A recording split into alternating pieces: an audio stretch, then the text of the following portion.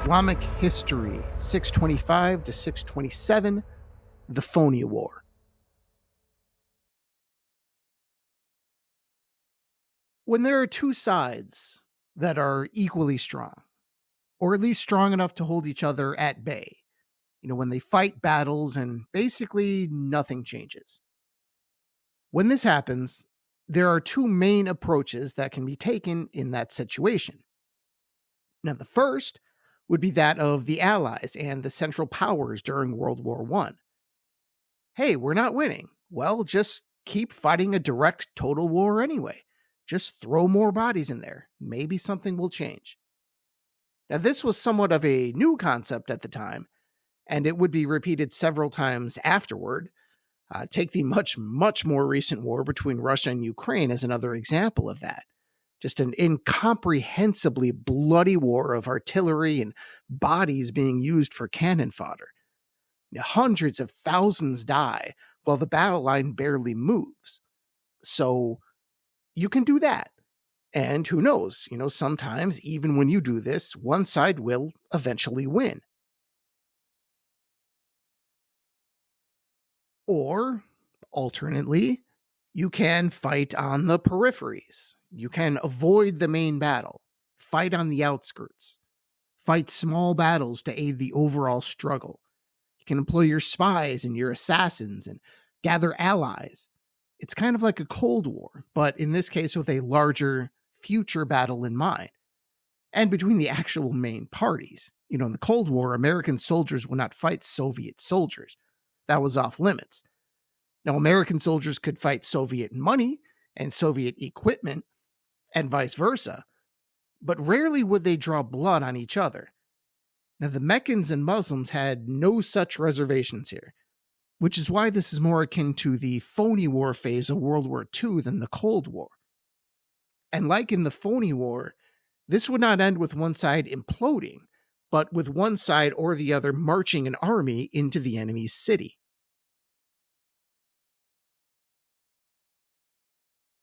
For now, there was no chance of the Muslims marching an army into Mecca. That just wasn't going to happen. If this war ended soon, it would actually be because the Meccans and their allies marched into Medina.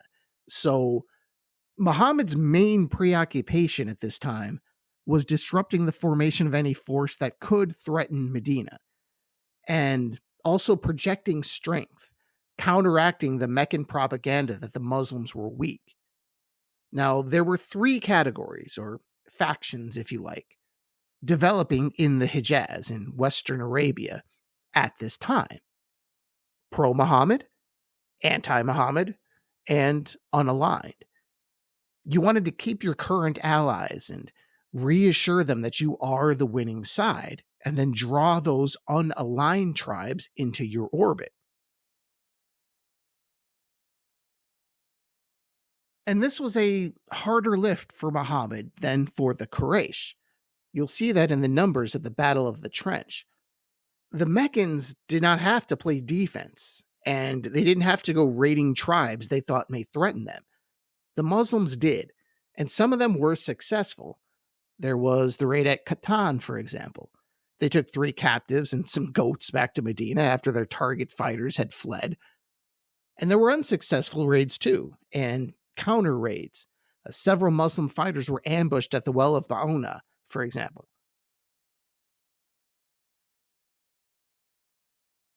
And these were obviously very small skirmishes. And successes didn't always mean actually fighting. It was just projecting force. For example, at Dat Ariqa, the enemy fled, so there was no fighting, but it did result in a treaty being signed because the Muslims were basically holding the town and all its non-combatants as hostages because they were all there undefended. So that kind of small victory, you could call a Muslim success.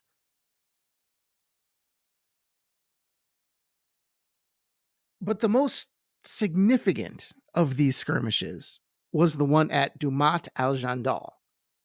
There is very scant information on this raid, which was basically a raid on far-flung raiders, and it took place 500 miles from Medina.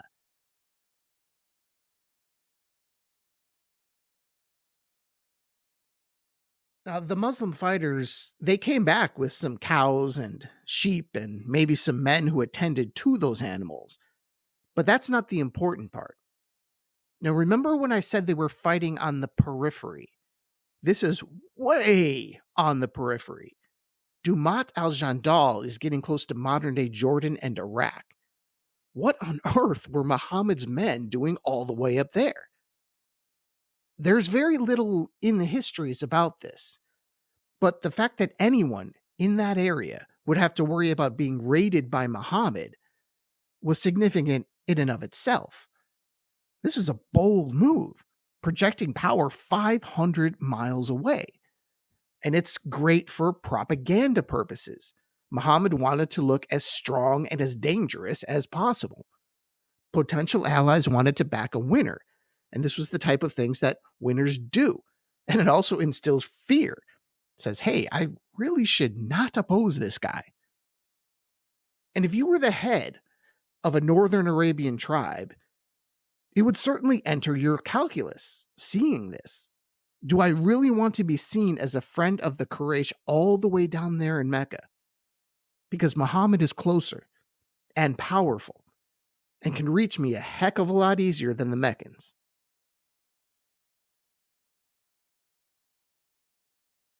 Now, in this time, at least militarily, the most interesting event of this time period that I call the Phony War here was the Second Battle of Badr, which you may have never heard of because that battle never actually took place. You could call it the phony Battle of Badr that followed the real Battle of Badr.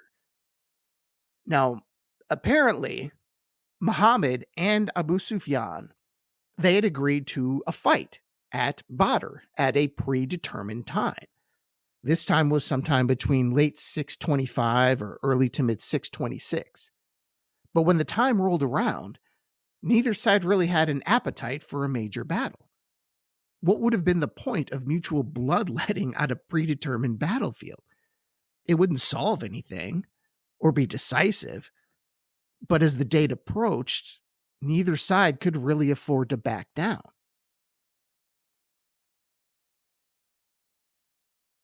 So this fight, it's being set up in Badr.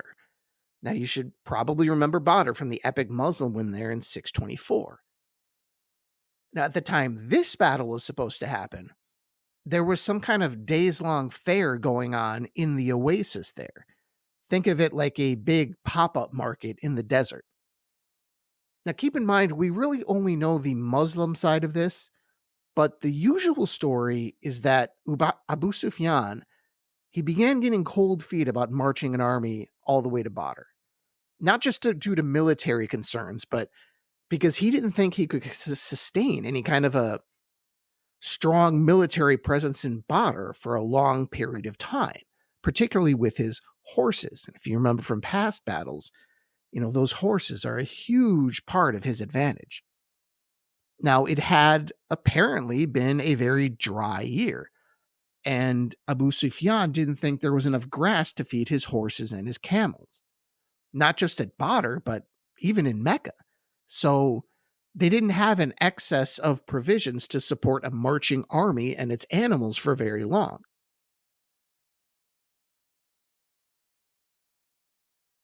So, the usual story goes, Abu Sufyan sent a friend of his to Medina to convince Muhammad that the Meccan army was huge and that they shouldn't come to Badr.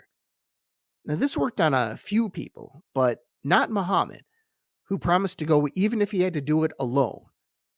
Now, obviously, that was not going to happen. So, an army of about 1,500 men went to Badr with Muhammad. So, the situation's developing where Abu Sufyan did not want to fight, but you can see the obvious dilemma. He has heard about the Muslims going to Badr. So how is it going to look if he doesn't show up? Remember, he's in the middle of a propaganda war with Muhammad. What does it look like if Muhammad shows up for a battle, even with a token force, and Abu Sufyan chickens out? How would it look to potential allies if the Quraysh did not honor their pledge to be at Badr at that time? whatever time in reality that happened to be.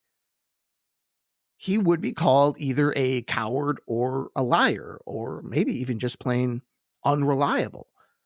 And none of these things are very good when you're trying to build this grand confederacy to take on Muhammad. So Abu Sufyan gathers about 2,000 men and 50 horses, and he sets out for Badr. And it was certainly a dreadful trip. I mean, just imagine. Have you ever had a very, very long ride to a place you didn't want to go into the first place? You're sitting in a car thinking about the pointlessness of this whole thing, how you wish you were free to do something fun, but the only thing worse than this awful trip is the even more awful destination. You don't even want to get there. So you're stuck in a place you don't want to be and dreading the even worse place at which you will soon arrive. And your only hope really is some kind of non catastrophic traffic accident or something going wrong. And you're really kind of rooting for that. It's your only hope. Now, this is Abu Sufyan's situation as he's marching toward Badr. You wonder if, in all honesty, Abu Sufyan was actually rooting for some kind of massive raid from random bandits. Just something, anything, to create a good excuse to stop.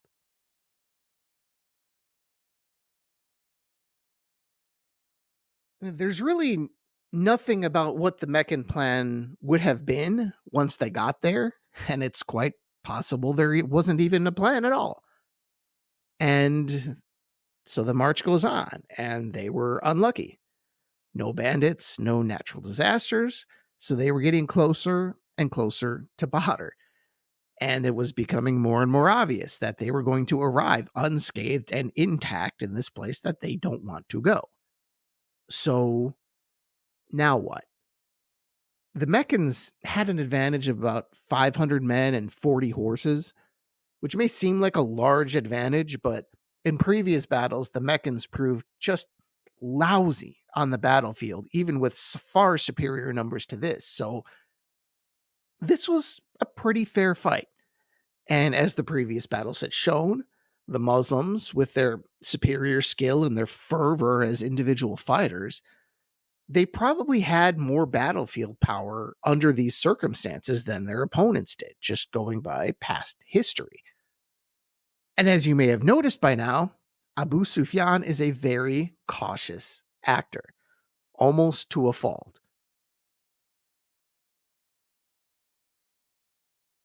So, at some point, perhaps when Abu Sufyan thought he had gone far enough to save face and to turn back, he did exactly that.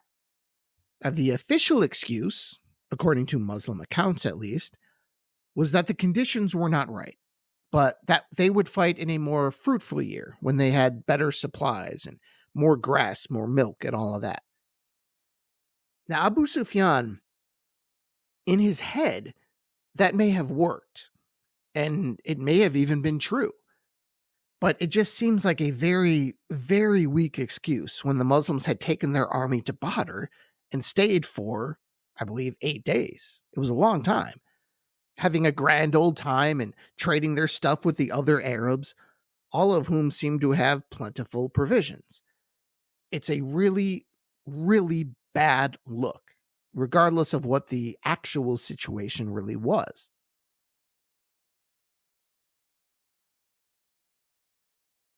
To be fair, that actual situation is a bit uncertain. Now, from my point of view, it does seem like something is missing in this story. Either some key details are missing or some facts are just wrong. Because I'm not an expert on Arabian weather, but was the weather so different in Medina that they were better supplied? And to such an extreme degree? Why could the Muslims stay there for so long without a problem? Not to mention all the merchants who were there for even longer. Now, I may be missing something large here, but there's just a part of this that doesn't quite make sense. Just that feeling that you just don't have all the information. you would need to really understand this situation. And we may never have that information. You know, in my head, I think, would the Meccans really have had to retreat from Badr like Napoleon out of Russia? I I doubt it. I just don't believe that.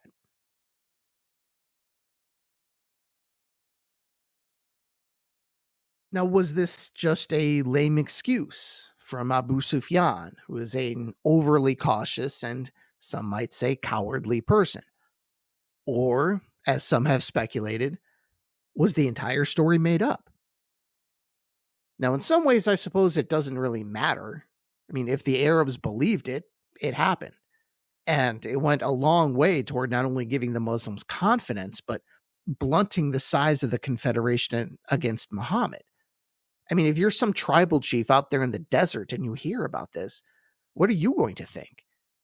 Look at the Muslims. They don't make excuses. The Muslims do what they say they're going to do. The Muslims are strong. The Muslims are brave. I mean, really, even if you take religion out of this completely, which side would you want to join? And if you factor in religion, the draw is even stronger. Abu Sufyan is offering people an alliance, a confederation of tribes. But Muhammad is offering something much, much more. Muhammad is offering full brotherhood. He doesn't care where you're from, or which tribe, or which clan.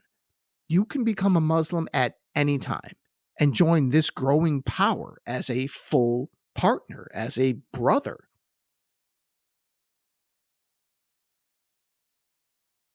So, on the battlefield, the cautious Meccans had avoided a potential defeat, but not really, because standing still in that circumstance was almost like a defeat, because that proverbial ratchet was continuing to weaken their side. The Muslim power never diminished, it only grew. You can think of it like a modern corporation and its rival. You're either growing or you're dying. The Muslims were the new startup getting flooded with investor cash. Their trajectory was up. And the Meccans were the old, stagnant company with tons of cash, but little fervor and even fewer new ideas. And this was becoming obvious to more and more people. Now, for the Meccans, in their situation, this doesn't always mean extinction. Things can change, but they needed to do something large and soon, lest they become like Sears or Kodak or Blockbuster. And this small episode was just emblematic of the Meccans' large company problems that continued to weaken them against Muhammad. A lack of will, a lack of skill, a lack of unity and cohesiveness, a lack of imagination, a lack of determination.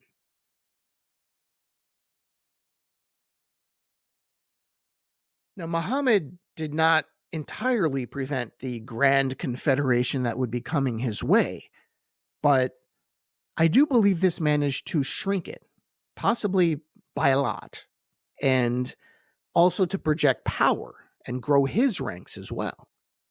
Now, things went so well for the Muslims at the phony Battle of Badr that it even made it into the Quran, which records the events in these very pleasant terms from a Muslim point of view. This is Surah 3, verse 174. So they returned with Allah's favors and grace, suffering no harm, for they sought to please Allah, and surely Allah is the Lord of infinite bounty.